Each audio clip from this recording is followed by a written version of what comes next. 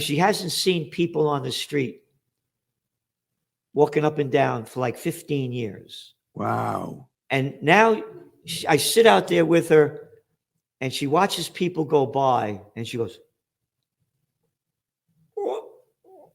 when she looks at what they look like, how they're dressed. Wow. Yeah. It's like taking somebody from the past and putting them here and seeing what's going on. She can't believe what the people look like. Wow. It's one after another. Well, what you've done for her probably will extend her life and give her some snippets of joy. And she's a totally different person. She was dead when I brought her up here. I brought her up here in December. And now she's painting. You know, she talks sentences now where she couldn't speak 2 words. But I'm saying she's freaked out when she's watching the people walk up and down the street, what they look like. Oh, you like that pink hair? You know, and you know, I don't have to tell you about 42% of Americans are obese, 70% are overweight. And the way the guys dress, the women dress, and then you go back to our parents' generation, and you see the way they used to dress and the way they used to act. You know, and they're ripping up the streets over here to put new gas pipelines in. And the women are working there too. And they got the hats on and the helmets and the vests and everything. And I said to myself, I could never imagine my mother or my grandmother doing this kind of work outside.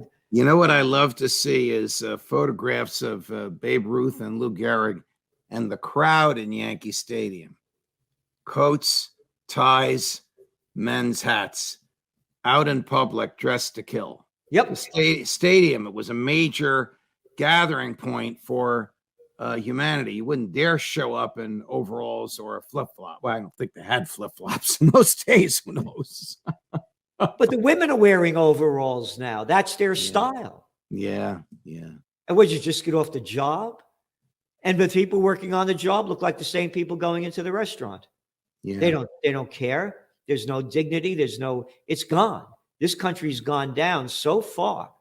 And again, I was looking at, you know, when the SVB Bank, the Silicon Valley Bank busted, I went back to 1933 when they had the bank holiday, and I watched the way that looked at the photos. I was looking for photos, and to the people that were in the bank trying to get their money, you should see the way they're dressed. Black and white, rich and poor, everybody dressed. Then you look at SVB, it's a joke. You look at the people out there, what they look like. This country's gone down so low in front of our eyes. If we don't have a renaissance, it's finished, as I see it.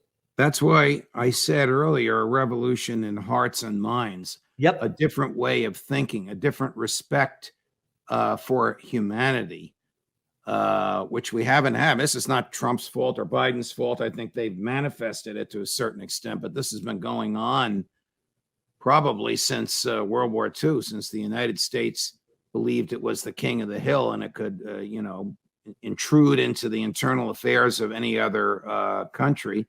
And when the federal government began taking half of what we earn before it even comes into our bank accounts and distributing it as it sees fit.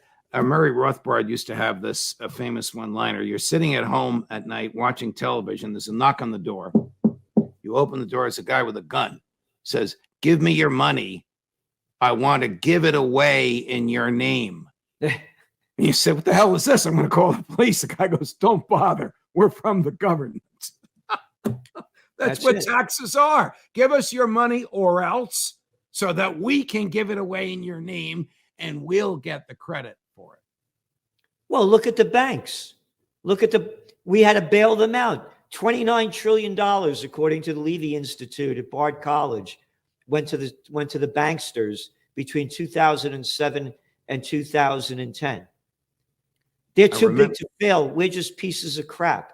They steal all our money. I remember being in a hallway at Fox right outside of the studio or where Stuart Varney's show was, because I would be on for 10 minutes and off for half an hour and on for 10 minutes. I'd hang out in the hall, and there was a flat screen there, and it was showing the vote in the House of Representatives on TARP.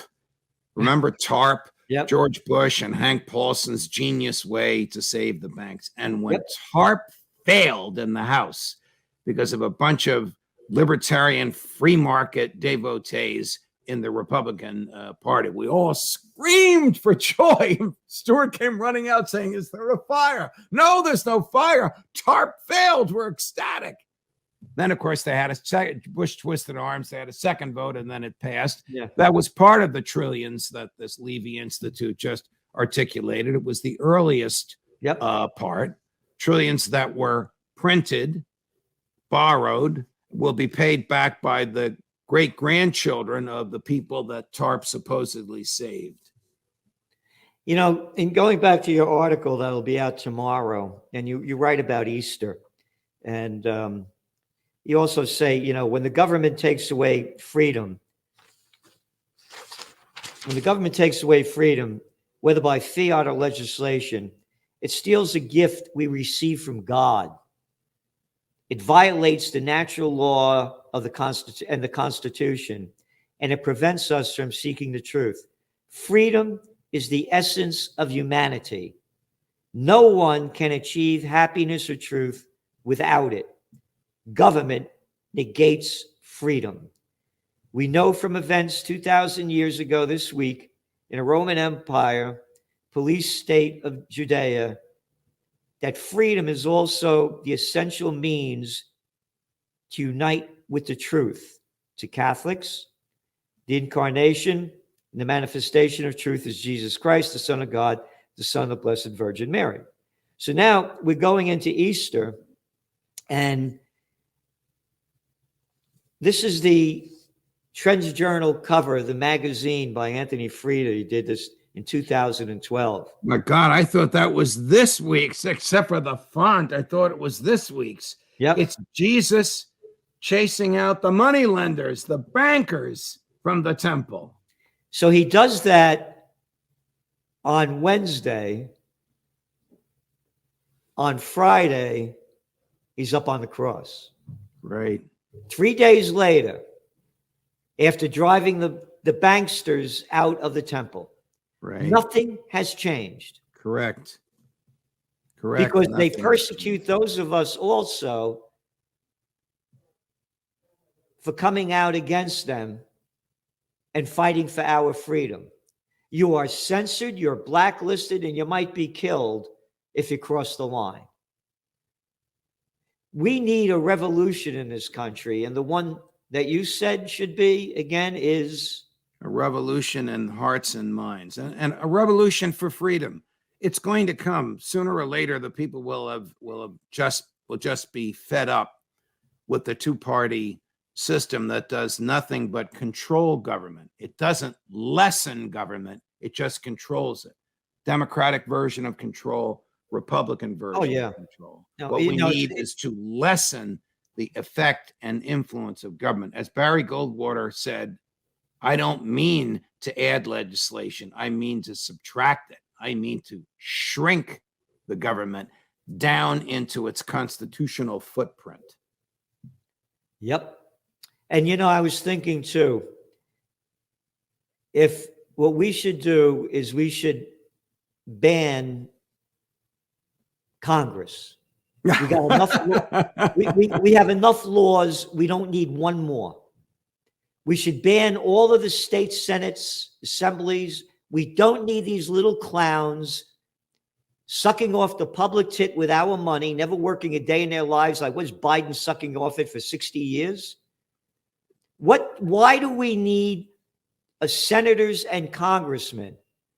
We don't need any more laws. So Jefferson proposed that all laws automatically sunset after 20 years. And every law that is sunset would no longer exist. Congress would have to reenact it, and the public would debate it. He also proposed the same thing with respect to the Constitution. Unfortunately, that is not the case. The prosecutors in the courts today enforce laws that are 200 years old.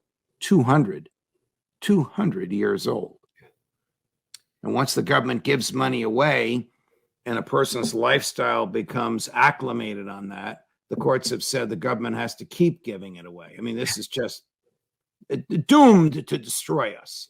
Democracy, the God That Failed, Hans Hermann Hoppe's famous book, argues that when the people recognize that they can use the levers of government legally to steal money from others and give it to themselves, that's what they'll do. And that's what they've done.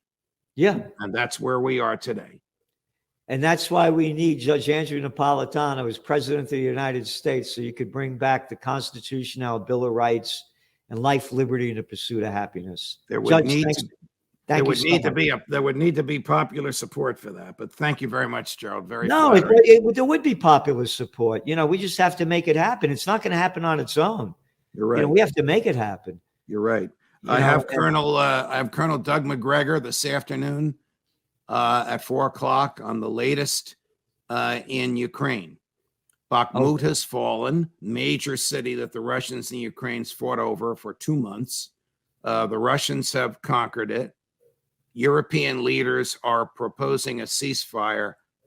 Guess who's opposed to the ceasefire? Well, we know. We write it in the Trends Journal. Washington, D.C. And therefore, there will be no ceasefire. Nope. Because where America wants war, there will be war. You know, this is the end of the American. You wrote your article. You talk about the revolution and what caused it. We've become the country that our founding fathers fought against. We've become Great Britain. Yes. And just as Great Britain went down because the sun never set on the British Empire, and all they did was kill people and steal around the world, and it destroyed their country because they did it for so long, the same exact thing has happened to America. The business of America has been war, and it's bringing us down. We've become the country that our founding fathers hated and fought against. Brilliantly put, Gerald, and absolutely true. Yeah. So thanks for being on, Judge. And what we're going to be on, Douglas McGregor is going to be on. Colonel McGregor on Judging Freedom, 4:00 Eastern today. Here it is. There you go. Judging Freedom. Thank you, Gerald. Bona Pasqua. Happy Easter. Bona Pasqua.